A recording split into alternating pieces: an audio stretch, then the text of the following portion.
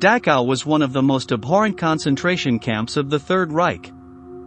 It was inaugurated in 1933 and remained in operation until 1945. During those years, tens of thousands of prisoners were sent there and experienced indescribable suffering.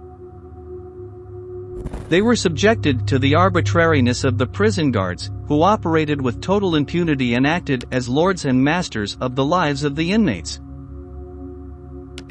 Punishments ranged from whipping sessions to confinement in small, dark cells, where the inmate did not see sunlight again for months, and was fed crusts of moldy bread and rotten water. No one in their right mind would think that a concentration camp was a nice place. However, in 1941, a person visited the site and recorded his impressions in his personal diary. Today we have been walking through Dachau, and Dad has shown me the orchards where lettuce, cereals and pear trees grow. Then we have seen the pictures that the prisoners have painted. They were all very beautiful. In the end we had a very good lunch. These are the words of Goodrun Hitler, the daughter of Heinrich Himmler, the Nazi leader of the SS and one of the most important men of the Third Reich. At that time, the girl was 12 years old, so it was impossible for her not to notice the terrible state in which the inmates were. In truth, she had been raised to ignore the tears, the bruise marks, and the disturbing thinness that made their skin hang in tatters. She was the daughter of a monster, and once she reached adulthood, it would be proven that the apple doesn't fall far from the tree. Today, in this new episode of Military History, we will tell you all about Goodrun Hitler, the Nazi princess. But before continuing, and if you are a fan of firearms, we want to invite you to our new channel, World of Guns, dedicated to analyzing and exploring the most powerful, modern and unusual weapons in the world, as well as their combat history, their development and much more.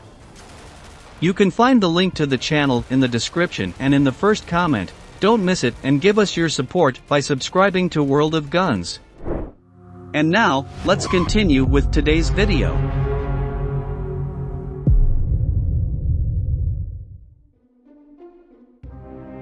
Goodrun Hitler was born on August 8, 1929, in the city of Munich, Germany. She came into the world just as the National Socialist movement was entering its prime. After a decade of promoting hatred of Jews, democracy, liberalism and socialism, Nazism had finally taken root in the population. It would not take long to garner millions of votes and become one of the main political parties of the moment. One of the architects of such an achievement was Heinrich Himmler, Adolf Hitler's trusted man.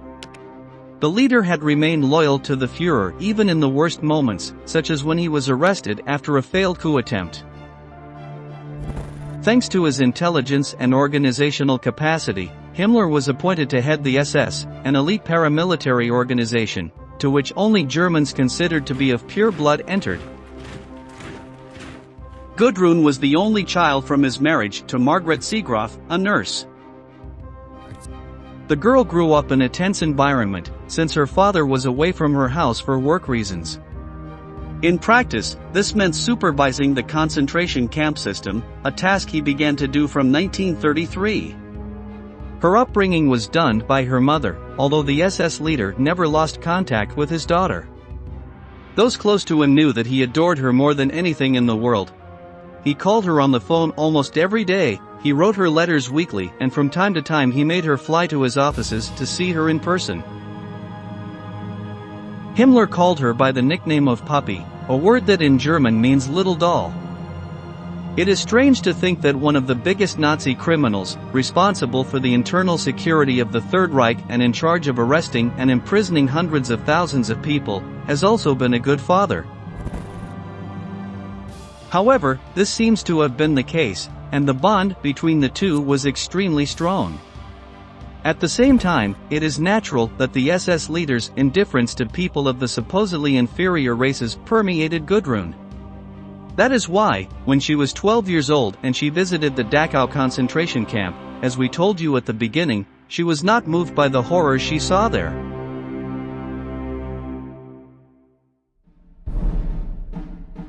On the other hand, Himmler wanted Goodrun to receive the best possible education, so he sent her to an Institute of National Political Education. These were the most prestigious educational establishments in Nazi Germany, and it was where the children of the elite were educated to learn the values and virtues of National Socialism. They were expected to be the future leadership of the Third Reich, so discipline was extremely severe. Himmler placed great hopes in his daughter, since these establishments had very high standards of study. However, the girl had to drop out of school due to her poor academic results. She decided to follow in her father's footsteps, and at age 16 she joined the SS in the city of Brno, in what is now the Czech Republic. At that moment, the young woman did not suspect that her life was about to take a radical turn. In 1945, Germany surrendered to the Allies, since it was cornered on all sides and the Führer had committed suicide. However, Himmler evaded his enemies and went on the run, using false documentation and a change of appearance. He shaved off his mustache, shaved his head and put on an eye patch so he wouldn't be recognized. None of it helped him, since he was eventually arrested by the Allies. On May 23, 1945, knowing that a trial and a death sentence awaited him, he preferred to bite into a cyanide capsule and kill himself with the poison. The news devastated Goodrun, although she did not have time to cry, since she was soon detained along with her mother by the Americans. The women were housed in different prison camps in Italy, France, and Germany. Finally, they were taken against their will to testify in Nuremberg, where the war crimes of the defeated were tried. Goodrun always referred to this stage as the darkest of her life, as she was treated as if she were to blame for what her father had done, and as if she had to repent for his sins. However, she never renounced Nazi ideology, and she was sympathetic to Himmler's actions, arguing that they had to be seen in their context. By relativizing her crimes, she was throwing a cloak of suspicion over the statements of the victims of the concentration camps and their suffering. On the other hand, she never admitted that her father had committed suicide. Instead, she always maintained that he had been assassinated by the British. At the end of the Nuremberg trials, she was released and attempted to rebuild her life as a dressmaker and bookbinder. Her life story, however, brought her numerous problems when it came to finding a stable job. Around those years, she married a propagandist with Nazi sympathies, Wolf-Dieter Berwitz, from whom she took her last name. In this way, by changing her name, she could go unnoticed and not be pointed out as the daughter of a war criminal. It is at this point that we come across one of the greatest mysteries of her biography. In 1961, she was hired by the German intelligence service under an assumed name, according to official records, to serve as a secretary. At this time, the spy agency was commanded by Reinhard Gehlen, who had served in the Wehrmacht when Hitler was in power. After the end of the Third Reich, Gehlen managed to successfully retrain and adapt to democracy. To remake the intelligence service, he hired people famous for their ties to Nazism and for their anti-communist activity. Goodrun was one of them, although it is impossible to know exactly what her true tasks were. In 1963, following a restructuring of the West German government, Himmler's daughter was dismissed from her post. From then on, she lived a low-profile life and remained associated with the Stillhilfe organization, which in German means silent help. This group's objective was to help former SS members who were in legal trouble or who were fugitives from justice. Through an extensive network of contacts, Stillhilfe provided escape routes for criminals, whom they helped flee to South America under a false identity. Goodrun was one of the group's main financiers and spokespersons, and was revered like a true Nazi princess. She regularly attended the meetings and, on the few times she appeared in public, she was seen surrounded by men who served in the SS with her father. In that circle, it was common to refer to her as the Mother Teresa of the National Socialists. In 2015, a British journalist traveled to Germany to confront her at her home. He accused her of aiding murderers and of lacking scruples. The woman's response was brief and laconic. "I never talk about my job, I just do what I can and when I can." It is not known how many criminals she helped, although dozens are suspected. Goodrun passed away on May 24, 2018, at the age of 88, in the city of Munich. Until the end of her days, she wore a silver gold brooch given to her by her father, which showed 4 horses arranged in the shape of a swastika.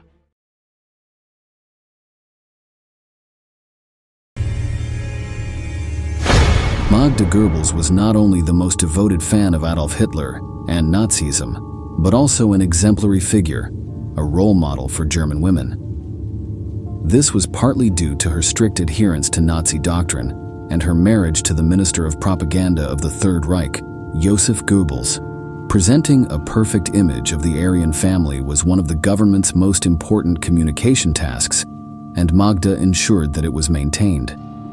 However, there was a hidden secret about her origin that, if revealed, would have led to her expulsion from Nazism without hesitation. In today's video, we will try to create a profile of this devoted National Socialist, exploring her mysterious roots to her tragic end, considered one of the most atrocious tragedies among Nazi leaders. Welcome to a new edition of Military History. Get ready for a dark journey into Nazi Germany of the 20th century. Johanna Maria Magdalena Goebbels was born on November 11, 1901, the daughter of Augusta Behrendt, a maid, and supposedly the German industrialist Oskar Ritschl. However, Magda was registered with her mother's maiden name, as Augusta married the engineer the same year she gave birth, though they separated 4 years later. The couple divorced in 1905, and Magda's mother remarried in 1908 to Richard Friedlander, a wealthy Jewish merchant from Berlin she had met a decade earlier and had an affair with at that time. According to a 2016 investigation, this man would be Magda's true father. As absurd as it may sound, everything indicates that the future wife of Joseph Goebbels had Jewish blood running through her veins. Magda's secret about her origins was mentioned in the propaganda minister's diaries, where he wrote that his wife had discovered something horrible related to her biography. Some specialists argue that this supposedly shameful fact, being the daughter of a Jew, is one of the probable reasons why Magda Goebbels behaved so fanatically towards Nazism. Her actions aimed to make it clear that, even if her genetics were related to the Jewish people, she was willing to carry the rejection of her origins to the extreme. However, this would not be the only close tie that the Nazi First Lady would have with Jews throughout her life. Magda spent her childhood in a religious boarding school in Belgium, which employed strict education methods, contributing to the development of a strong personality and attachment to order and strong figures. When World War I broke out, the young Magda was studying in Berlin.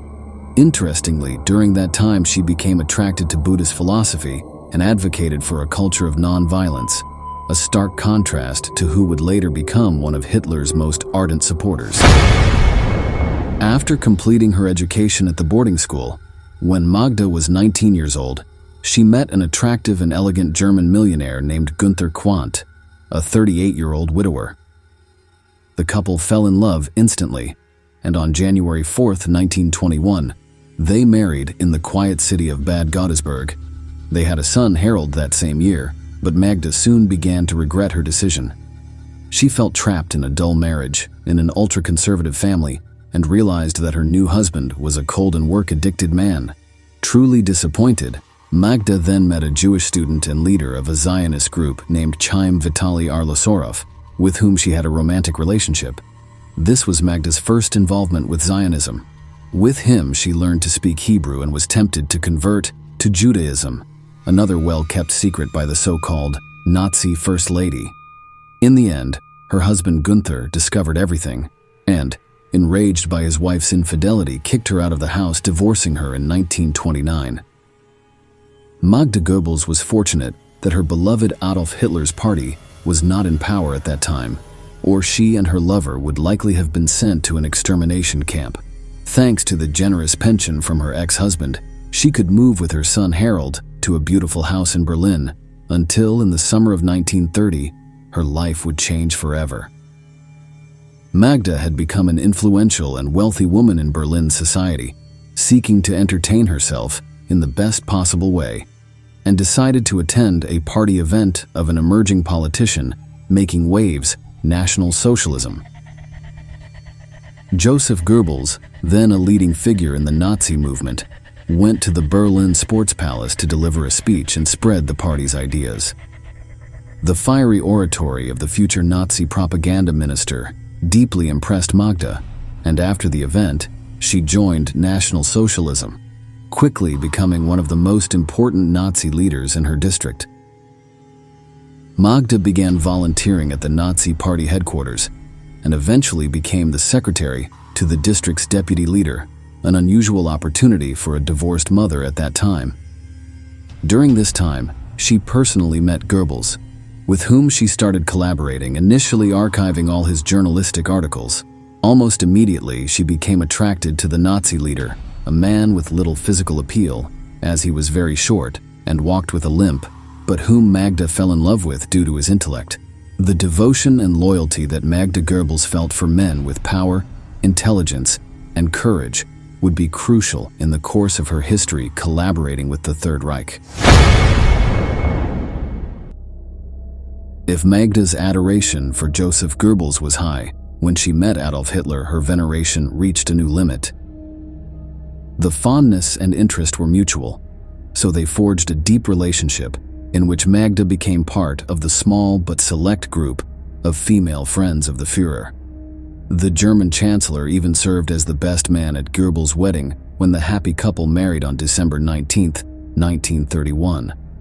Photos and testimonies from the time recorded a certain discomfort from the propaganda minister regarding the affinity and attraction between Hitler and Magda. However, it was never proven that there was a romantic involvement. Evidently, their connection was of a platonic nature. After their marriage, the Goebbels moved to an exclusive mansion in Reichskanzlerplatz, which would eventually become the center of parties and soirees for the Berlin bourgeoisie, but above all, an operational point for the leader of the Third Reich. In the following years, the couple had 6 children, naming them with names starting with the initial of their revered leader's last name, the letter H. The children were named Helga, Hildegard, Helmut, Holdine, Hedwig, and Heidrun, demonstrating the fanatical fervor, particularly of the mother, for the Führer. Hitler rewarded her by making her the first woman to receive the Cross of Honor of the German Mother, an award that made her a role model for other German women. Magda became a kind of First Lady of the Third Reich, largely because Hitler did not marry until the final hours of his life and always kept his romantic relationships hidden. However, not everything in the life of Germany's most exemplary couple was perfect. It was an open secret that Goebbels was known for his voracious sexual appetite, satisfied with young women aspiring to be part of the Nazi propaganda film apparatus. An illustrative incident was when an extramarital relationship between the minister and a 22-year-old Czech actress came to light, deeply affecting Magda, despite her having had some affairs of her own. Magda Goebbels felt very secure in her relationship with the Führer, so she did not hesitate to ask him for permission to divorce her unfaithful husband. What she had not foreseen was that this decision would cause a scandal and an indelible stain on the perfect family image that the Goebbels presented to the German population. Above all, it would be a dishonor to the image of the propaganda minister. Despite her closeness to Magda, Hitler simply denied her permission and ordered her to continue with the facade. That decisive response surprised Magda, who, bewildered, realized at that moment that her life was not truly in her hands, but completely under the power of the leader of the Third Reich.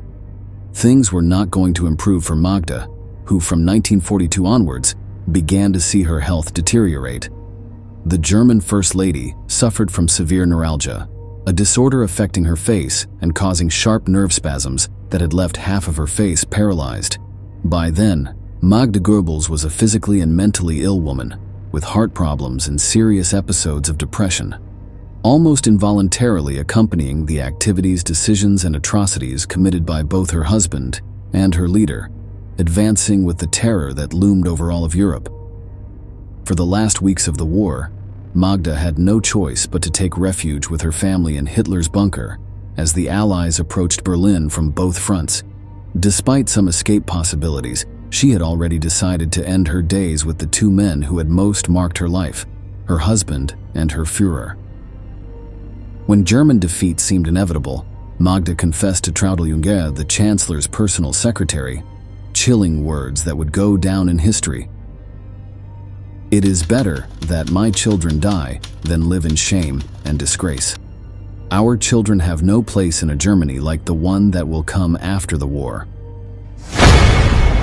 On May 1, 1945, after rejecting several opportunities to escape with her children, Magda Goebbels made a chilling decision. Her pessimistic and cruel view of the German future after Nazism convinced her to prepare her 6 children, 5 girls, and 1 boy, for death. She and her husband instructed SS dentist Helmut Kunz to inject morphine into the children to put them to sleep, allowing them to place a cyanide capsule between their teeth. Magda herself would administer the poison to each child, extinguishing their young lives. Later, Magda ingested the lethal cyanide she had used to poison the children, while Joseph Goebbels, looking into his wife's eyes for the last time, shot himself in the head.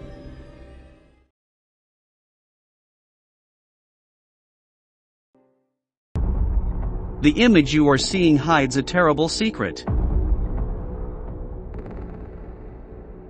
In it, you can see Adolf Hitler at his summer residence in the Alps, accompanied by a 7-year-old girl. And although you may find it hard to believe, the girl next to the greatest anti-Semite in history is Jewish. Today, in this new episode, we will tell you everything about Hitler's Jewish daughter.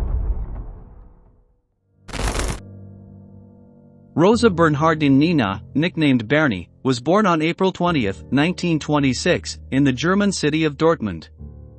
Little is known about her family life, although sources indicate that her father, Bernhard, was a doctor who died shortly before her birth. The girl was left in the care of her mother, Caroline, a nurse who had some sympathy for Nazism. During those years, the National Socialist movement was on the rise, though few could foresee the war that would devastate Europe. In the spring of 1933, just a few months after Hitler was appointed Chancellor of Germany, Bernie traveled with her mother to the Bavarian Alps, a mountainous area in the south of the country, near the Austrian border. There, the Nazi leader had his vacation residence, a luxurious chalet called Berghof. This house was where the Führer retreated when he wanted to take a break, and it ended up being the place where he spent most of his time in power. Some of his most iconic photos, like the one you are seeing right now, were taken here. Berghof played a significant role in Nazi propaganda, portraying Hitler as an ordinary citizen who enjoyed his books and the company of his dogs, aiming to erase the image many had of him as a violent and inhumane dictator.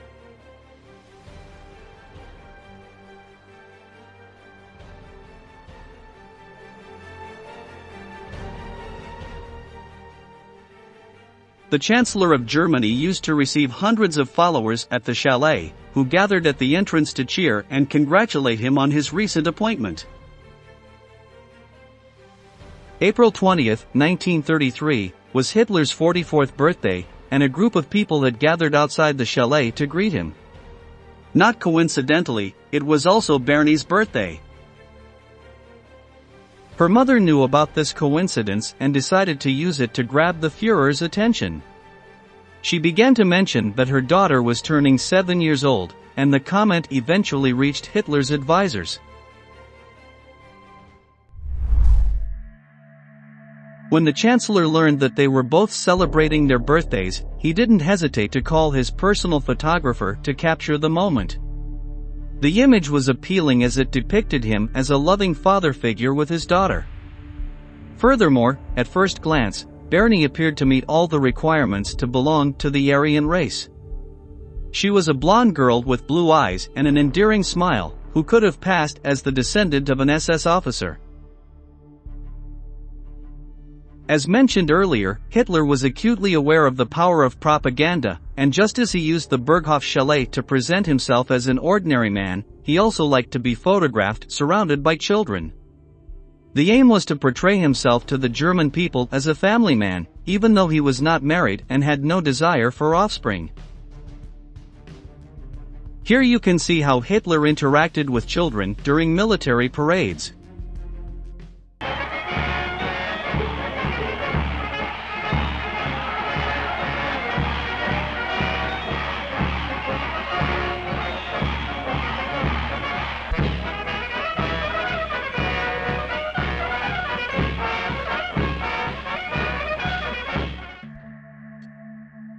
The Führer was enchanted with the girl and the fact that they shared birthdays, so he decided to take her inside Berghof to show her the residence.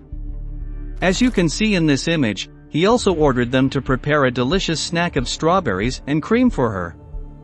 It's impossible to know the true motivations of Bernie's mother.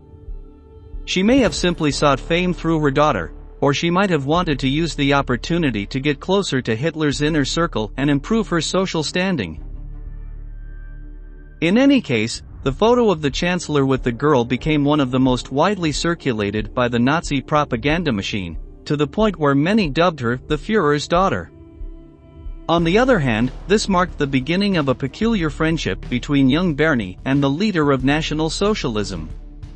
Over the next 5 years, they remained in contact through correspondence. In fact, on some later occasions, the girl visited him again. Today, 17 of her letters are preserved in the Federal Archive in Berlin, which were likely written with her mother's assistance. In these letters, you can see the strange quasi-family relationship that developed between them. Let's read a passage from a letter addressed to Wilhelm Bruckner, Hitler's personal secretary, with whom the girl was also close. Munich, September 27, 1936.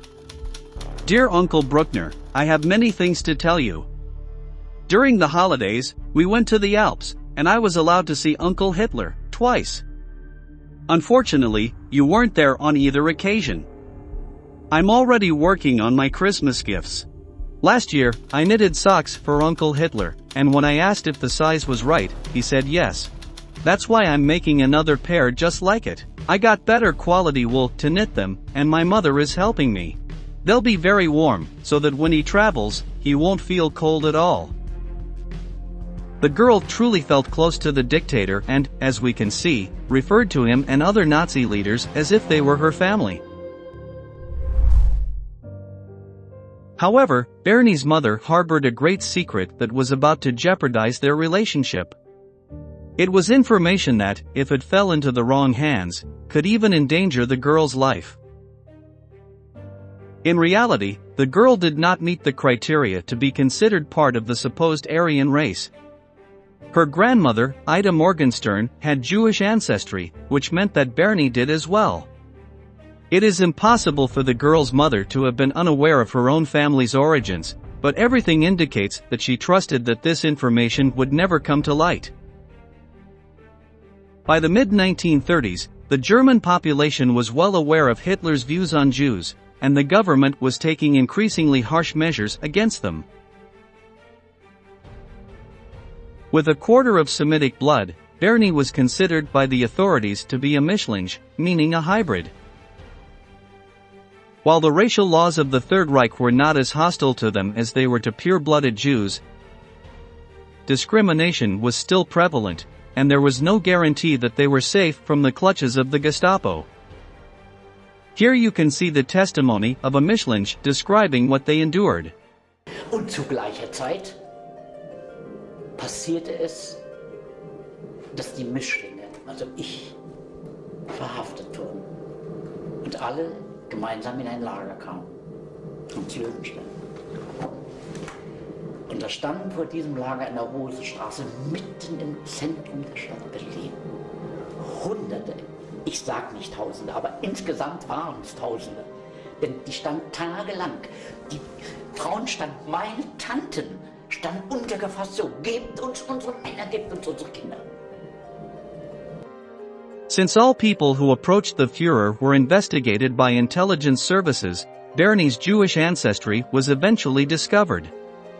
In 1938, this information reached the ears of Martin Bormann, Hitler's personal secretary, who was outraged. He found it unacceptable that the Nazi leader exchanged letters with a Jewish girl while preaching that Semites were the cause of all the nation's woes.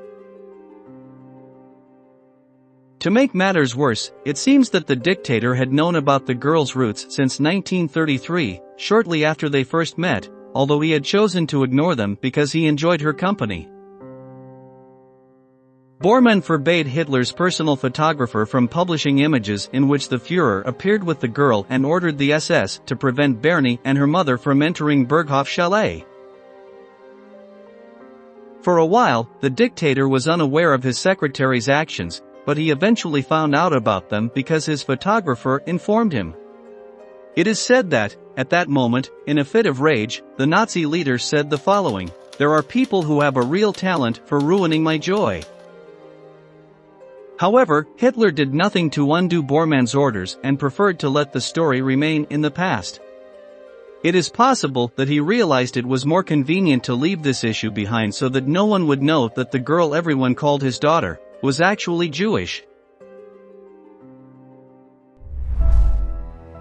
From 1938 onwards, it is difficult to know what happened to Bernie, as she never saw the dictator again, and there are hardly any documents referring to her. It is known that she studied to become a technical draftsman, but when she was 17, she contracted the terrible disease of polio. The young girl passed away on October 5, 1943, in a hospital in Munich, at the age of 17. She did not live to see the outcome of World War II or the fate of her uncle Hitler. Today, the story of Bernie has been almost completely forgotten. Nonetheless, the original photographs of her with the Führer at Berghof continue to circulate and be sold at auctions. We have reached the end of the video. Please leave your comments in the section below, and don't forget to subscribe to our channel to learn about many more military events that left their mark on history.